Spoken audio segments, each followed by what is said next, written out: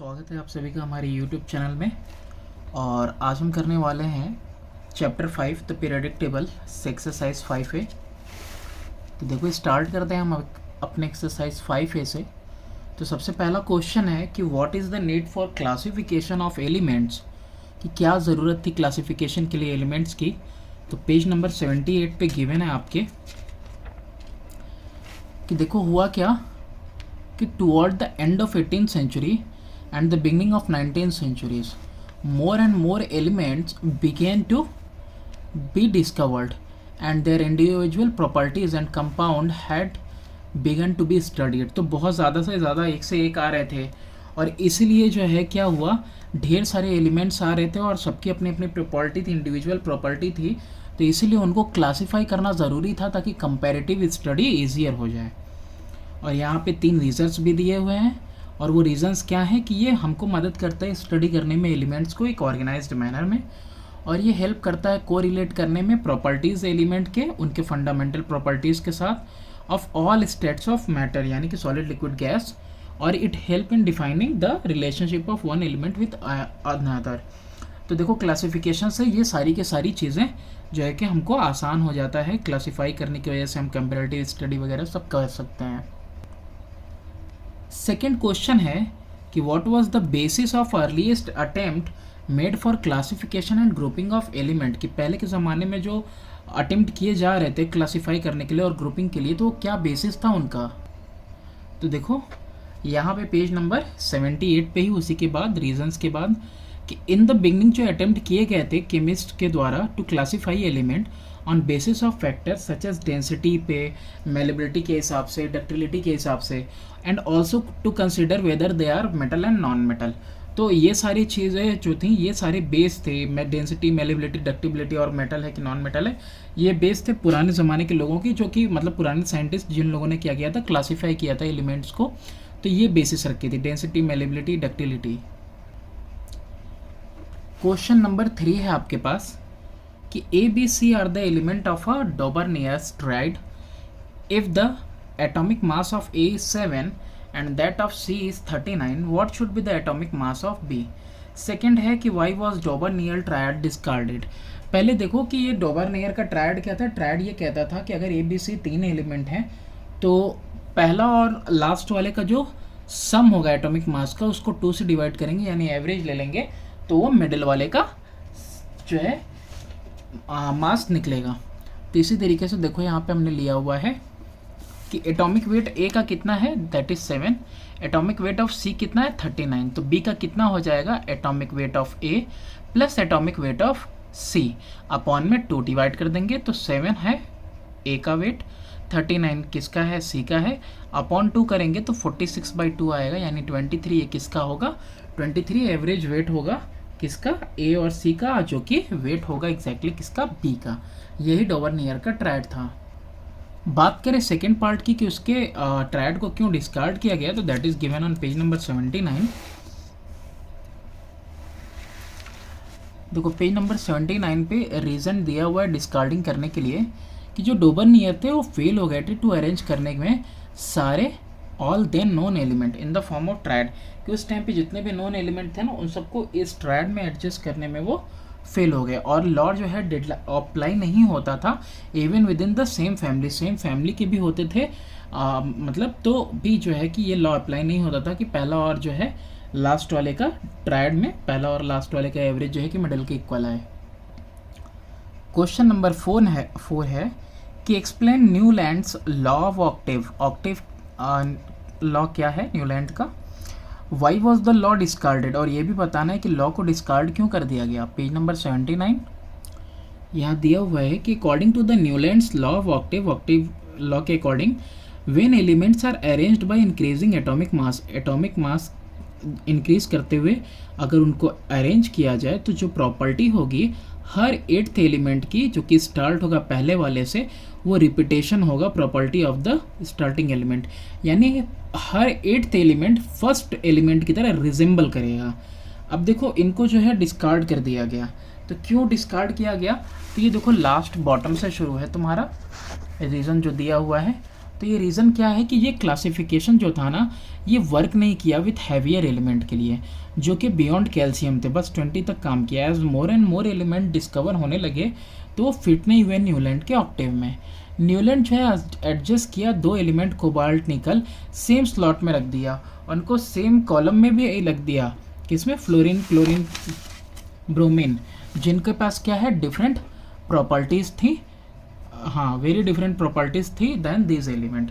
और क्या इनका मिस्टेक था इसके लिए डिस्कार्ड किया गया कि आयरन जो कि रिजेंबल करता था कोबाल्ट निकल की तरह है ना in properties has been placed far away from this element. तो आयरन को क्या किया गया, कोबाल्ट निकल के बहुत दूर रख दिया था इन्होंने। क्वेश्चन नंबर 5 है कि did Dobereiner's triad also exist in the column of Newlands octave. क्या डॉबरनियर का ट्रायड जो एग्जिस्ट करता था न्यूलैंड के ऑक्टेव में, कंपेयर करो और फाइंड आउट करो। तो देखो बिल्कुल इसका आंसर होगा यस, कि हाँ वो ट्रायड एग्जिस्ट करता था जो है कि इनके में भी, न्यूलैंड के ऑक्टेव में भी। जैसे कि एग्जांपल अगर लो सेकंड कॉलम में तो न्यूलैंड के क्लासिफिकेशन में तो उसमें तुमको मिलेगा लिथियम सोडियम पोटेशियम, है ना, लिथियम सोडियम और पोटेशियम जो कि कंस्टिट्यूट करता है डॉबरनियर का ही ट्रायड।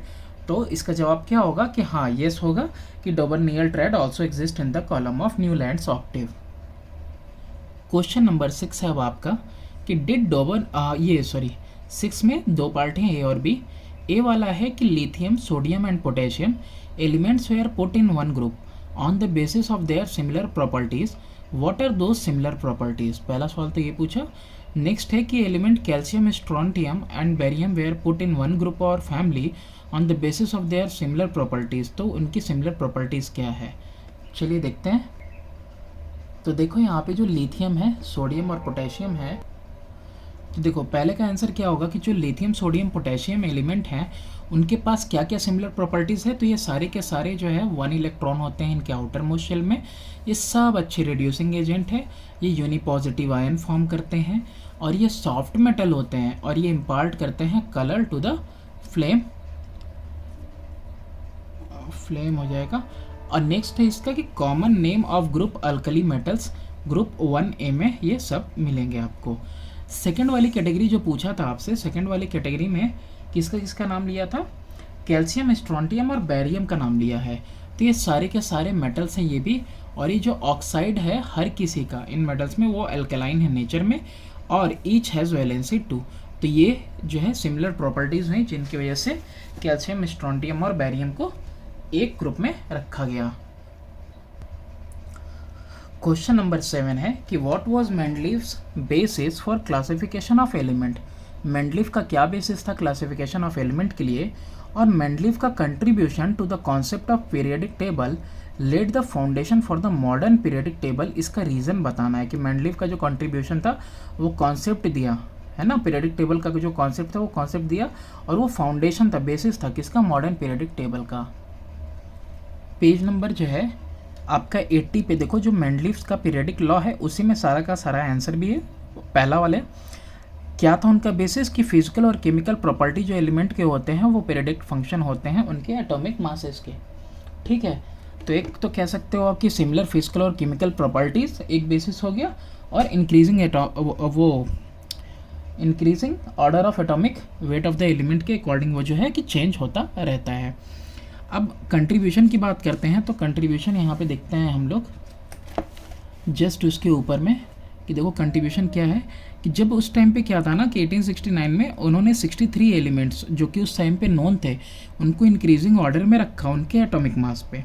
एलिमेंट जो थे सिमिलर प्रॉपर्टीज़ के वो put one after the other, एक के बाद दूसरा रखा गया सेम वर्टिकल कॉलम में जिसको ग्रुप कहते हैं, और with blank spaces where the expected periodicity of the properties was disrupted, that is where the properties of an element did not tally with the properties of the element placed above it।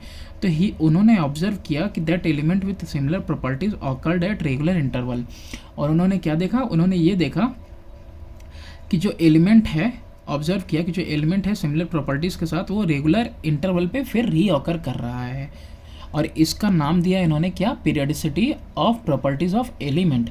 तो यही जो basis था किसके लिए, ये जो है let down किया बेसिस किसके लिए, वो क्या बोलते हैं मॉडर्न पीरियडिक टेबल के लिए।